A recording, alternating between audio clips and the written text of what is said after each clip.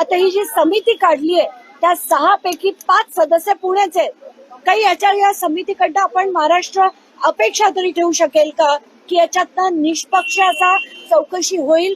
खरं अजित पवारांचा राजीनामा घेणं हे त्यांना जर मनाची लाज असेल तर त्यांनी तात्काळ दिला पाहिजे. यांचं म्हणणं काय? मूळ मालकांना भेटला होता आता, मूळ मालकांना घेऊन आलात, यांचं म्हणणं काय? तुमच्याशी काय बोलले ते? मूळ मालक माझ्याकडे घरी मुंबईला भेटायला 2दा येऊन गेले.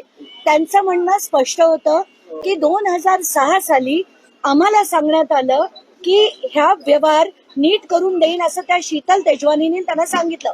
ते का? कारण 2 वतनाच्या जमिनी केल्या होत्या. एक ही होती आणि एक वानवडी नावाच्या एका जागेतली होती.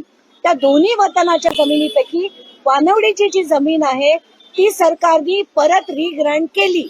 तर ही सुद्धा रिग्रँट होईल असं जेव्हा त्यांना सांगण्यात आलं तेव्हा त्यांनी पॉवर ऑफ अटॉर्नी शीतल तेजवानीला दिली. कशासाठी?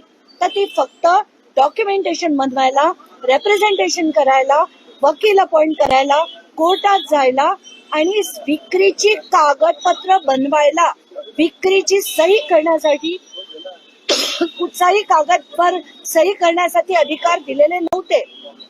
तरी सुद्धा त्या व्यक्तीने तसं केलं.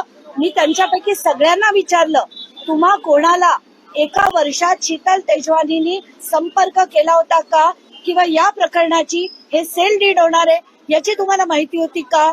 सगळ्यांनी सांगितलं कोणालाही माहिती नव्हती. म्हणजे त्यांच्या अपरोक्ष हे सगळे व्यवहार होत होते आणि हा सुद्धा एक खूप मोठा फ्रॉड आहे.